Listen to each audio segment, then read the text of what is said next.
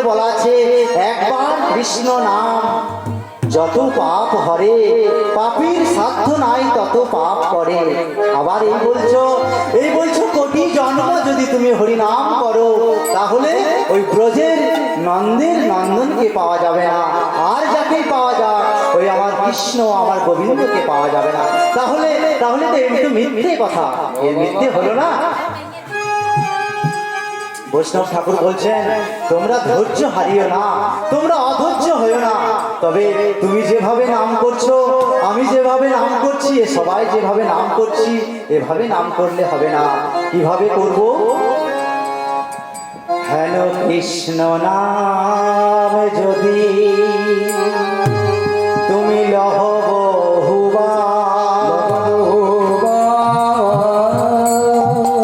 তথাপি না বহে তোমার প্রেম অশ্রুধা, প্রেম অশ্রুধা। কৃষ্ণ কৃষ্ণ হা কৃষ্ণ প্রাণ কৃষ্ণ বলতে যদি জীবের দুফোঁটা নয়ন বাড়ি বরিশন না হয় তাহলে আমাদের কৃষ্ণ নামের যে প্রেম সে আমাদের জাগ্রত হবে না। তাহলে আমাদের জানতে হবে হৃদয়ে কলুষতা মলিনতায় পরিপূর্ণ। আমাদের পাপ কাজ করতে করতে আমাদের এই হৃদয়টা মলিনতায় ময়লায় পরিপূর্ণ হয়ে গেছে। তাই তো আমাদের কৃষ্ণ নামে প্রেম আসে না। তাই তোমরা নাম করো।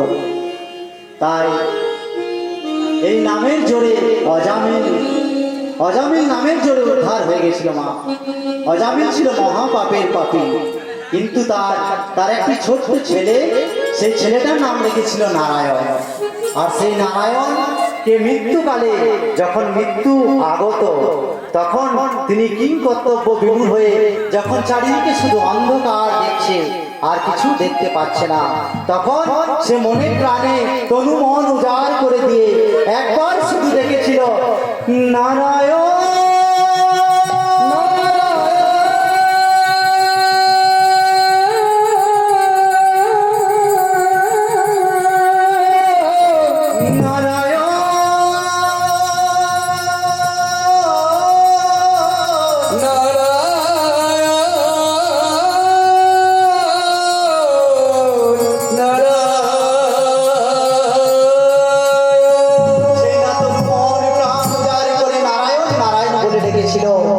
সেই বৈকুণ্ঠের সিংহাসন কেঁপে গিয়েছিল। ভগবান বললেন এ তো আমার ভক্তের ডাক। তাই সঙ্গে সঙ্গে সেই মহাপাপের পাপী অজামিলকে বৈকুণ্ঠ প্রাপ্তি করার জন্য নিয়ে যাওয়ার জন্য সেই বিষ্ণু দূত এসে সোজা সেই মহাপাপের পাপী অজামিলকে উদ্ধার করে নিয়েছিল। তাই আমার প্রভুর নামে এমনই মহিমা। আর আমার প্রভু কি বললেন? আর প্রভু বললেন যে কুবুদ্ধি ছাড়ি করো শ্রবণ কীর্তন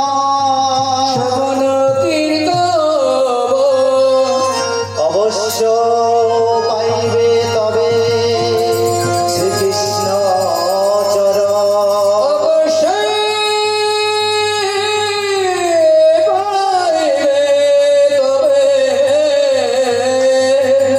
শ্রীকৃষ্ণ শ্রবণ কীর্তন, এই যে মা শ্রবণ, এই শ্রবণ হচ্ছে মা নববিধা ভক্তির মধ্যে শ্রেষ্ঠ হচ্ছে শ্রবণ। এই নববিধা ভক্তি কি কি? শ্রবণ কীর্তন স্মরণ বিষ্ণুপাদ সেবন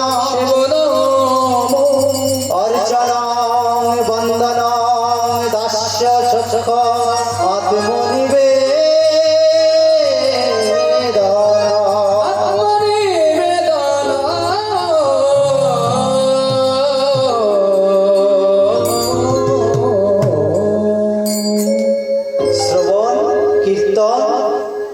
স্মরণ বিষ্ণু পাদ সেবন অর্চন বন্দন সক্ষ দাস্য আর আত্মনিবেদন।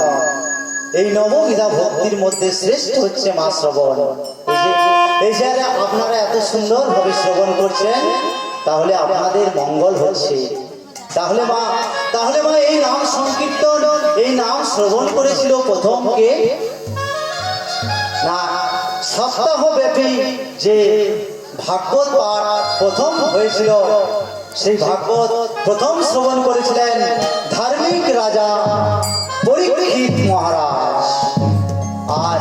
আর যিনি এই আসনটা, আমার এই আসনটা, আমি যে আজকে নাম সংকীর্তন করছি, এই আসনটায় প্রথম যিনি ভাগবত শুনিয়েছিলেন তিনি হচ্ছেন ব্যাসদেব পুত্র ছিল সুখদেব গোস্বামী। তাহলে আপনারা শ্রবণ করছেন পরীক্ষিত মহারাজের মতো সুন্দর ভক্ত, তাহলে মা আপনাদের তো মঙ্গল হচ্ছে অবশ্যই।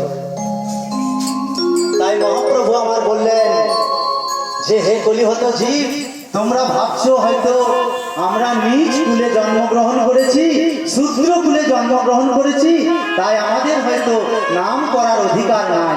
না, মহাপ্রভু বললেন না, নিজ কুল কভু নাহে ভজনের যোগ্য, নিজ কুল কভু নাহি ভজনের যোগ্য, সৎ কুল বিপ্র নহে ভজনের যোগ্য।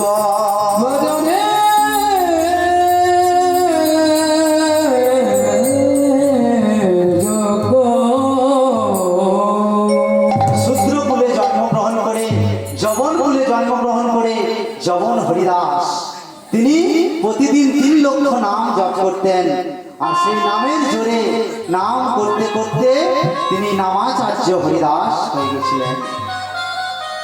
আর সেই হরিদাসকে মহাপ্রভু পিতৃ শ্রাদ্ধের সময় ব্রাহ্মণ সাজিয়ে, ব্রাহ্মণের আসন দিয়ে হরিদাসকে ব্রাহ্মণ ভোজন করানো হয়েছিল।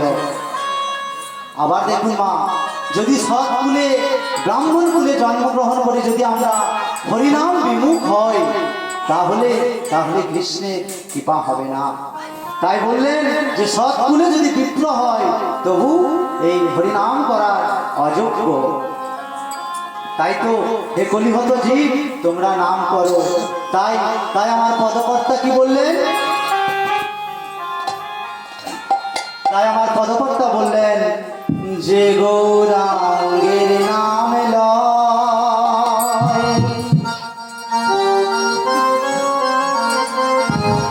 তার হয় কৃষ্ণ প্রেম রয়। যে গৌরাঙ্গের নাম, যে গৌরাঙ্গের নাম, যে গৌরাঙ্গের নাম লয়, তার হয় কৃষ্ণ প্রেম রয়। যে গৌরাঙ্গের নাম লয়, তার হয় কৃষ্ণ প্রেম রয়। যে গৌরাঙ্গের নাম, যে গৌরাঙ্গের নাম, যে গৌরাঙ্গের নাম লয়, তার হয় কৃষ্ণ প্রেম রয়। তারে মূল যাই বলিহারি,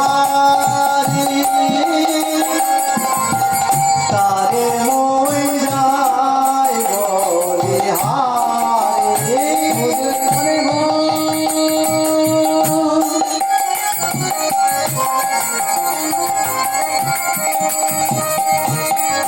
জয় বলি হরে, তারে মই জয় বলে হায়। কৃষ্ণ প্রেমের উদয় হয়ে যায় হয়ে যাইব গৌরাঙ্গে,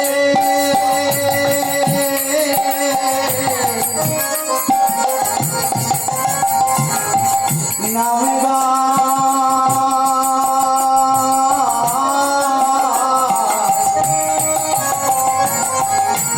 কৃষ্ণ প্রেমের উদয় হয়ে যায়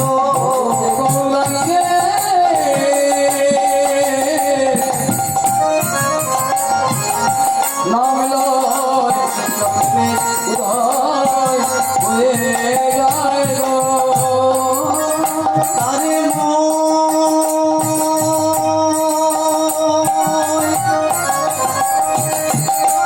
যায় বলিহারি তারে মই যায় বলিহারি খুঁজে গানে গায় বলি হরি তারে মনে যায় বলি হরি তারে যে